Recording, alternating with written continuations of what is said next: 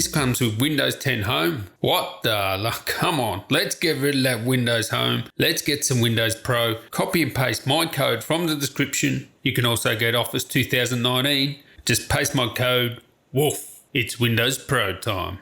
Righto, tell you how there, champs. Now, today I'm going to tell you what I think is the best 15-inch premium gaming laptop in the thin and light category. So I've tested pretty much all of them. I have not tested the Alienware, the M15. Man, I'm not going to wait forever for that thing. Seems like they're having problems getting them out. There's too high demand or something, I don't know. But I may change my mind once that comes in. So when I was thinking about what I think is the best 15-inch premium thin and light gaming laptop, I'm not going to be talking about thick gaming laptops, full-on gaming laptops, or what I consider content creation laptops like the XPS 15, MacBook Pro, ZenBook Pro Duo, X1 Extreme. Talking purely about 15-inch premium laptops. Think about Alienware M15, Zephyrus, Razer Blade, Aero 15. So if you guys are new around here, come on, sub up, join the woo train, hit that bell, ding-a-ling and dong, and I'd appreciate a like if you like this video. Now, when it comes to pure gaming in this segment, the king is the Zephyrus 502, baby. Without doubt, I think it is the best gaming.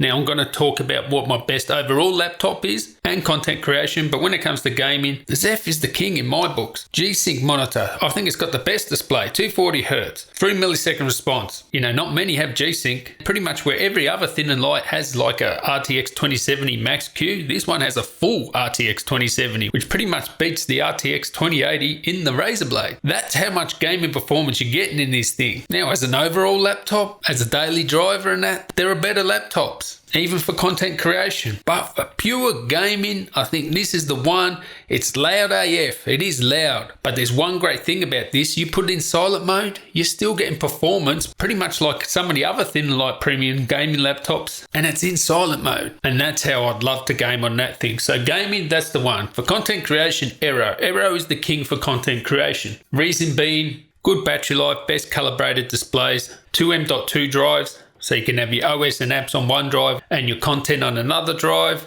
And also has pretty much the fastest SD card reader. Also has Ethernet 2, ports galore. It is my choice for content creation. So when it comes to overall, which is the best laptop overall? If you want a daily driver, you want to do some content creation, you want a game, usability, etc. Well, as I said, I haven't reviewed the Alienware yet, but I don't know if it will beat my two choices when it comes to overall laptop. So I think the best ones are the Razer Blade and the Aero 15. So I'm going to quickly compare them to the pros and cons and tell you which one I think is best overall. So when it comes to price, the Razer costs more. Latest prices down in the descriptions. Don't know why it costs more, it just does. Specs, pretty much the same specs. So no difference there. They're pretty much using the same panels when it comes to the OLED. Same CPUs, GPUs selection as well. So no difference there. Build quality. I will say the build quality on both of them is exceptional. High quality aluminium CNC machined. I don't think there's a difference in the quality of the build, but I do think the Razer looks better, especially that Mercury white one. Oh, that is sexy. That's just my personal preference. Both of them are great in that regard.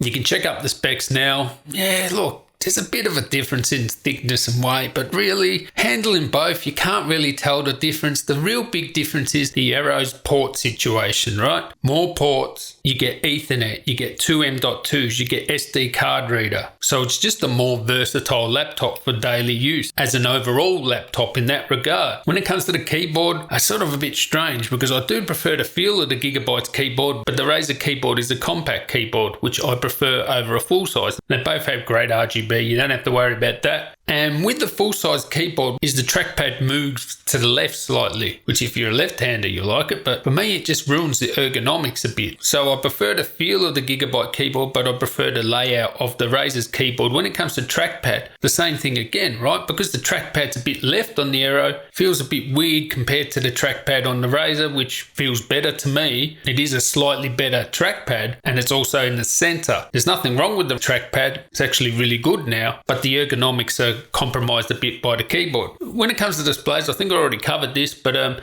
Yeah, the Aero has the best calibrated displays out of the factory. I mean, they're talking about delta E values of guaranteed less than 1, calibrated individually out of the factories. Even though like they might be using the same OLED, for example, the Gigabytes will be calibrated better. That being said, they both have awesome displays. It's just the Gigabytes are calibrated better. Now, when it comes to battery life, this is why I chose these two laptops in this segment, because they've got to be a good all-rounder. They've got to be able to last me a few hours. I mean, the Zephyrus is not going to last me all day, the battery life, and it opens up at the back and it's not comfortable to sort of use that opening flap at the back. These ones are very comfortable to use all day, but the battery life on the Aero is much better. Bigger battery, as you can see in the specs, and you get an hour's extra battery life. So where you'll get your sort of 6-7 hours with the Aero, with the 4K, you're only going to get 4 or 5 with the Razer. The Razer has enough battery life that it's better than some of the other laptops, and that's why I think it's one of the better ones for overall use, but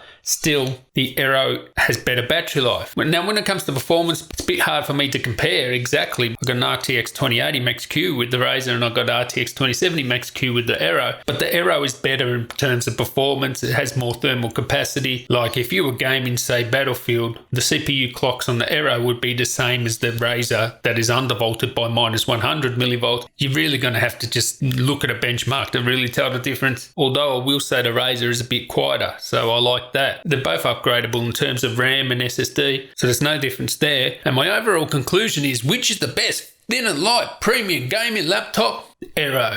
Aero 15 is it. I might change this when I get the Alienware in, but Aero 15's it. It's not going to be the champ compared to the Zephyrus in terms of gaming benchmarks, but it's a much better overall laptop. It's great for content creation, got all the ports, an extra M.2, SD card, Ethernet. It's just the killer laptop. It is my favorite laptop, and I think it's the best overall laptop in this thin and light premium gaming segment. So anyway, catch you next one. I hope this helped you out. Have a great day.